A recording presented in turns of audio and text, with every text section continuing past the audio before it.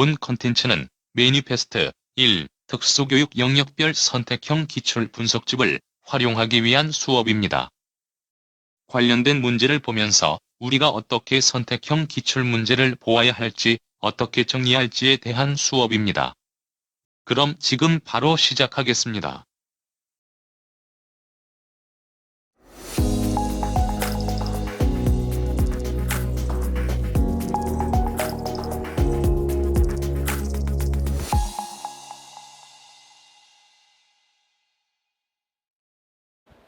자, 오늘은 9번째 챕터인 의사소통 장애와 교육을 할 시간이죠. 이 의사소통 장애와 교육 같은 경우에는 관련된 강론 내용이 좀 많이 바뀌었기 때문에, 즉 출처가 되는 강론 내용이 좀 많이 바뀌었기 때문에 선택형 문제에서 여러분들이 보실 내용을 위주로 좀 보시면 됩니다. 무슨 말이냐 하면 희면선책 내용이 지금 선택형 기출문제를 많이 나오거든요. 근데 이 내용보다는 요즘에 많이 언급되는 김연터 선책 내용으로 해당 내용을 좀 기억하시면 좋을 것 같습니다. 자, 그래도 우리는 뭘 해야 된다? 이 다빈출 영역을 확인하시면 되고요. 재밌게도 나왔던 내용이 지금도 나옵니다. 방금도 얘기한 것처럼 근거가 되는 강론이 다르기 때문에 사용하는 용어의 차이점이 있습니다. 그리고 얘도 마인드맵을 활용해가지고요. 기출문제를 보는 게 아무래도 좋을 것 같은 생각도 들고요. 자, 그러면 본격적으로 기출문제를 살펴보도록 하겠습니다. 자, 첫 번째 문제는 첫 번째 섹션인 의사소통 장애 개념과 관련된 내용이죠. 자, 1번 내용은요, 우리가 알고 있는 장애인 등에 대한 특수교육법에 나와 있는 내용 중에 일부를 물어보는 내용입니다. 자, 1. 장애인 등에 대한 특수교육법 시행령에 의사소통 장애를 지닌 특수교육 대상자 선정 기준 중 언어의 수용 및 표현 능력이 인지 능력에 비해서 현저하게 부족해서 특별한 교육적 조치가 필요한 학생의 언어적 특성과 가장 거리가 먼 것은 이렇게 되어 있습니다. 자, 이 내용 같은 경우는 일단 해설 자료를 살펴보시면 해설 자료에 우리가 알고 있는 장특법 내용이 나와 있죠. 이 장특법 내용을 보시면요, 지금 보는 것처럼 이렇게 언어의 수용 및 표현 능력이 인지 능력에 비해서 현저하게 부족한 사람, 조음 능력이 현저히 부족해서 의사소통이 어려운 사람, 말 유창성이 현저히 부족해서 의사소통이 어려운 사람, 기능적 음성장애가 있어 의사소통이 어려운 사람이라고 나와 있죠. 이 내용들 같은 경우는 우리가 배웠던 소위 말해서 의사소통 장애 하위 유형과 비슷한 내용들이 있어요. 일단 같은 경우에는 누가 보더라도 뭐 단순 언어장애나 언어장애에 해당한다고 볼 수 있고요. 그리고 같은 경우에는 조음장애, 말소리장애라고 볼 수 있죠. 그리고 같은 경우는 유창성장애, 말더듬이라고 볼 수 있고, 같은 경우는 대놓고 기능적 음성장애라고 얘기했습니다. 자, 그러면 이와 관련해서 문제에서는 뭘 물어봤냐면 이러한 보기에 따라서는 언어장애 또는 단순 언어장애에 해당하는 학생의 특성을 찾으라고 한 거죠. 그래서 거리가 먼 것은 찾아야 되기 때문에 살펴보시면 1. 조음 발달의 어려움을 동반하는 경우가 많다. 단순 언어장애 같은 경우도 우리가 알고 있는 조음 등의 어려움이 있죠. 자, 그리고 2. 문법 형태에서 습득과 사용에 특별히 어려움을 겪는다. 알다시피 이게 우리가 알고 있는 단순 언어장애의 가장 큰 특징 중에 하나였습니다. 그리고 3. 대화를 할 때 사용할 적절한 낱말을 찾는데 어려움을 겪는다. 알다시피 단순 언어장애 같은 경우에는 이러한 낱말의 사용도 어려움을 겪죠. 그리고 4. 대화할 때 낱말의 반복, 회피, 마킹과 같은 발화 특성이 나타난다. 알다시피 이거는 단순 언어장애보다는 말더듬 또는 유창성 장애와 가깝고 내용이기 때문에 4번이 틀린 내용이고 정답은 4번이 됩니다. 5. 동사의 과거형과 같은 활용형의 습득과 사용에 곤란을 겪는다. 이게 이제 여기 나와 있는 형태소와 관련된 내용이기도 하기 때문에 5번 또한 맞는 내용이 됩니다. 일단 이 문제가 우리가 알고 있는 장애인 등에 대한 특수교육법과 관련된 의사소통장애 정의와 관련된 문제라는 것 정도 확인하시면 될 것 같습니다. 자, 그리고 2번 문제. 장애 학생의 언어 특성을 설명한 내용 중에서 적절하지 않는 것은 이렇게 돼 있죠. 자, 이 내용 같은 경우는 우리가 알고 있는 여러 가지 장애의 언어 특성을 묻는 겁니다. 1. 뇌성마비 학생은 마비성 말장애를 보인다. 자, 알다시피 뇌성마비 같은 경우에는 두뇌 손상 때문에 중추신경계에 어려움을 가지는 이 마비성 말장애를 보입니다. 그래서 공부해 보시면 아시겠지만 이 마비성 말장애 유형이 뇌성마비 장애, 뇌성마비 학생 뇌성마비 장애와 유형이 비슷하다는 걸 확인할 수도 있어요. 자, 이 정시치 학생이 흔히 보이는 조음으로는 종성자음 생략이 있다. 근데 이것도 옛날 책을 찾아보시면 이렇게 우리가 아는 초성, 중성, 종성 중에서 맨 마지막 자음 생략이 많이 나타난다고 언급이 되어 있습니다. 이것도 맞는 내용이죠. 그리고 3. 자폐 학생의 조음 능력은 다른 영역에 비해 우수한 편이다. 이 조음 능력을 다른 말로 음운론이라고 한다고 하면 예전에는 음운론이 소위 말해서 정상이라고 얘기했거든요. 뭐 이때까지만 하더라도 화형론의 문제라 얘기했기 때문에 조음력은 우수하다고 얘기할 수 있습니다. 그리고 4. 청각장애 학생의 문법적 기능어와 내용어 표현 능력은 유사하게 발달한다. 알다시피 청각장애들 같은 경우는 듣지를 못하기 때문에 우리가 알고 있는 음은 부화를 못하죠. 그래서 이 문법적 기능어의 사용과 그리고 여기에 대한 인지가 엄청 떨어지게 됩니다. 그래서 내용어와 기능어 표현 능력이 유사하게 발달한 4번은 틀린 내용이 되고 정답은 4번이 됩니다. 그리고 5. 중도 정시치 학생은 표현으로 발달이 지체되거나 무발화 단계에 머물기도 한다. 네, 이것도 맞는 내용이기도 하죠. 그래서 예전에는 이런 형태의 문제도 종종 나왔다는 거 확인할 수가 있습니다. 자, 그리고 3번. 이 3번 같은 경우에는 최근에는 잘 안 나오지만 예전에는 이런 식으로 우리가 알고 있는 말과 관련된 기관에 물어본 문제가 언급이 되었죠.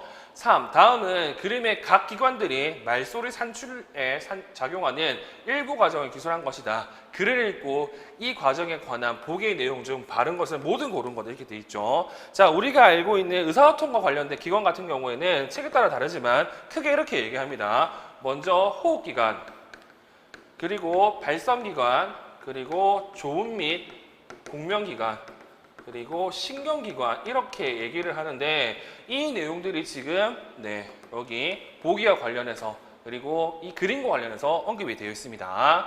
자, 그림 내용을 보시면 성대 진동을 지난 공기가 인두강의 윗부분에 도달하면 구강으로 나가는 길과 비강으로 들어가는 두 갈래 길이 있다. 영국의 근육이 위로 올라가 인두벽을 닿으면 비강문이 닫히고 공기는 입으로 나가게 된다. 반면 공기가 입으로 나가는 길을 막고 영국을 아래로 내려 비강문을 열면 공기는 비강으로 나가게 된다. 여기서 눈에 띄는 게 뭐냐면 여기 나와 있는 인두강 그리고 구강 그리고 비강 이런 내용들이 이제 언급이 되어 있고요. 그리고 또 어떤 내용들이 언급이 되어 있냐면 영국의 근육과 관련된 내용이 언급이 되어 있죠. 이런 내용들을 종합해 본다고 하면 여기 조음과 공명기관에 관련된 내용이라고 볼 수가 있습니다. 자, 그래서 이와 관련된 내용을 살펴보시면 구강음과 비강음의 형성 과정이 나와 있죠. 알다시피 연인두의 기능이 여기 나와 있는 구강음과 비강음을 만드는 역할을 하기 때문에 기획은 맞는 내용이 되는 거고요. 그리고 니은 성문안의 공기압력의 형성 과정. 이게 같은 경우는 우리가 알고 있는 성문화학과 관련된 내용인데 지금 위액에서는 언급이 안 돼 있습니다. 그리고 디귿 성대를 지나면서 조절된 소리의 공명 과정이라고 하고요. 우리가 알고 있는 비강, 구강, 인두강 같은 경우는 공명기관이잖아요. 그래서 디귿은 맞는 내용이 되죠. 그리고 리을 횡격막의 하강으로 인한 에너지원의 공급 과정. 이것도 이제 우리가 알고 있는 호흡과 관련된 그리고 성문하학과 관련된 내용이기 때문에 리을은 틀린 내용이 되고 따라서 정답은 기획디귿과 관련된 2번이 정답이 됩니다. 그래서 이런 형태가 예전에는 이런 식으로 꽤 많이 나왔습니다. 그래서 이런 내용들을 여러분들이 꼭 기억해 둘 필요가 있습니다. 자, 다음은 네 번째 섹션인 언어 발달과 언어 발달 검사와 관련된 내용이고요. 자, 4번 문제를 좀 보도록 할게요. 이것도 이제 수능형 문제인데, 자, 4번. 다음은 만 6세 된 의사소통 장애 아동 지우의 언어적 특성이다. 보기에서 지우에 대한 판단 또는 지도 방법으로 적절한 내용을 고르면 이렇게 돼 있죠. 자, 먼저 어휘 발달이 느리다. 적절하거나 다양한 낱말을 이해 또는 표현하는 데 제한이 있다. 우리가 알고 있는 수용과 표현원에 어려움이 있다는 뜻이죠. 그리고 반영어 형태의 국어를 사용하기도 한다. 첫낱말 출현 시기가 일반 아동들에 비해 늦었다. 그리고 일반 아동보다 정교함이 떨어지는 문장을 사용한다. 대화에서 주제나 맥락과 관련된 적은 문장을 사용한다. 이 특성들을 본다고 하니까 이런 것들을 보신다고 하면 여기 나와 있는 여기 나와 있는 이거를 본다고 한다고 하면 자폐틱하다는 것도 확인할 수가 있어요.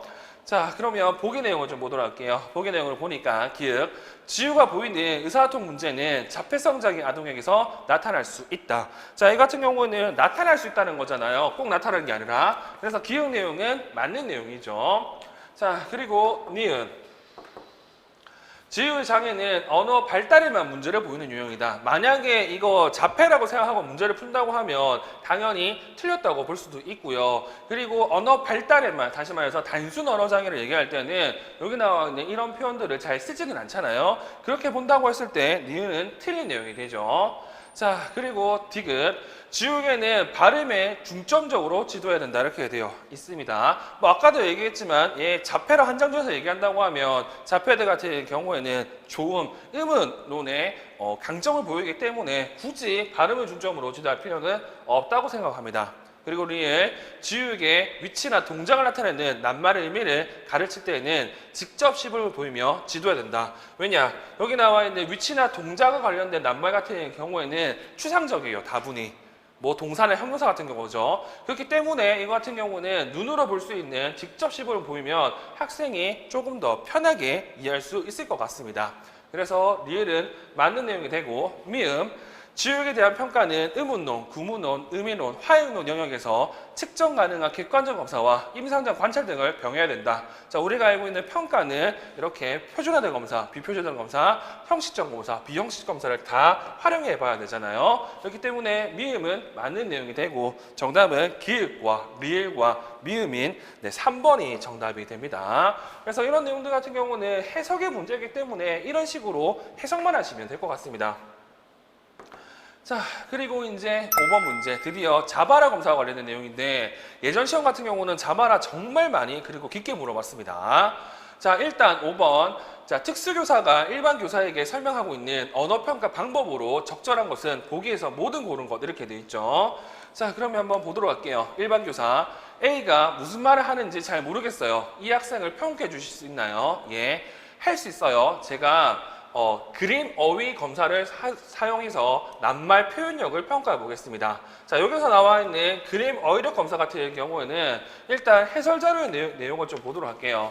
자, 해설 자료를 보시면 지금 이 문제에 언급되어 있는 검사 도구가 설명이 이렇게 되어 있죠. 자, 먼저 그림 어휘력 검사가 있는데 이 그림 어휘력 검사 같은 경우에는 말 그대로 그림을 듣고요. 뭘 한다고? 아동의 수용 능력을 측정하기 위한 검사입니다. 즉, 4개의 그림 중에서 검사자가 제시하는 것을 손가락으로 가리키는 형태이기 때문에 우리가 알고 있는 수많은 의사소통에 어려움이 있는 아동들의 수용력을 평가할 때 활용을 합니다. 그리고 뒤에 나와 있는 여기 언어 문제결력 검사라는 게 있는데요. 이 언어 문제결력 검사 같은 경우에는 여기 언급한 것처럼 언어 문제결력 검사는 논리적인 사고 과정을 언어화하는 상위 언어 기술을 측정하기 위한 검사이고요. 얘네들 같은 경우에는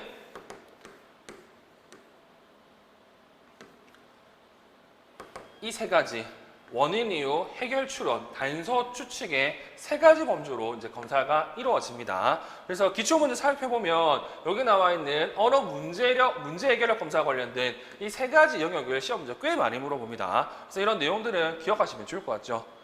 자, 그러면 다시 문제를 본다고 했을 때 기억 같은 경우에는 방금 본 것처럼 낱말 표현력을 평가하는 게 아니라 수용력을 평가하는 검사잖아요. 그렇기 때문에 기억은 틀린 내용이 되고요. 니은 A의 발음이 명료하지 않아요. 혀, 입술, 턱의 움직임에도 문제가 있는지 관찰해 보겠습니다. 이거는 우리가 알고 있는 좋은 기관을 검사한다는 뜻이죠. 의학적으로 문제 있는지 없는지를요. 그래서 니은 같은 경우는 맞는 내용이 되고요. 그리고 디귿, 그런데 혹시 디귿 선생님이 부모님에게 집에서 A의 자바라 표현력이 어떤지 여쭤봐 주시겠어요? 자, 이거 같은 경우에는 특수교사가 일반 교사에게 자문을 구하는 거죠. 이런 식으로 해봐라고요. 그래서 일반 교사가 부모님한테 집에서 쓰는 자바라 표현력을 물어보는 것, 이거는 맞는 내용이 되는 거고요.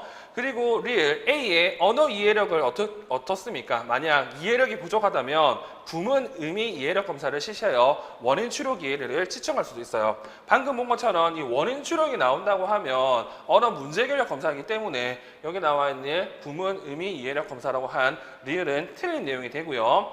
그리고 미음 내용을 보시면 선생님은 교실에서 학생의 자바라 표현력을 관찰해 주실 수 있겠어요. 자, 이거 같은 경우에도 집에서 쓰는 자바라와 교실에서 쓰는 자바라가 다를 수도 있잖아요. 그러니까 뭐 일반 교사에게 교실에서 쓰는 자바라 표현력을 관찰할 수 있다고 하는 내용 또한 맞는 내용이 되는 거죠. 그래서 정답은 니은과 디귿과 미음인 3번이 정답이 됩니다.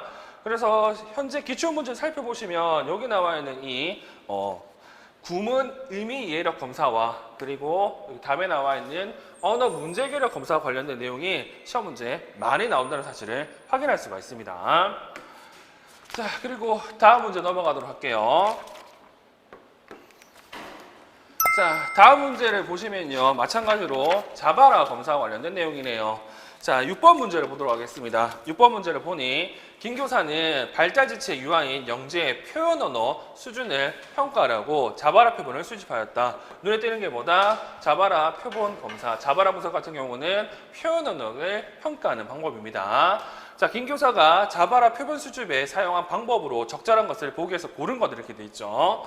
자, 먼저 기획 총 발화수를 총 낱말수로 나누어 평균 발화 길이를 구했다. 자, 우리가 알고 있는 이 평균 발화 길이 같은 경우에는 구문론적 측면에서 자바라를 분석한 건데 이 평균 발화 길이 같은 경우에는 구체적으로 어떤 내용을 선택하는지에 따라서 형태소, 낱말, 어절 이런 식으로 나누잖아요. 근데 우리가 알고 있는 평균 발화 길이, 다시 말해서 MLU, W, 낱말과 관련된 내용은 총 발화수를 총 낱말수로 나누는 게 아니라 총 낱말수를 총 발화수로 나누는 겁니다. 다시 말해서 반대로 설명이 된 거죠. 그래서 지금 기획은 틀린 내용이 되고요. 니은 발화 자료를 사용해서 영지의 의미 발달과 구문 발달, 파일론에서 발달을 분석하였다. 우리가 알고 있는 자바라 분석은 의미론, 구문론, 파일론에서 발달을 확인할 수가 있습니다. 그래서 니은은 맞는 내용이 되죠. 자, 디귿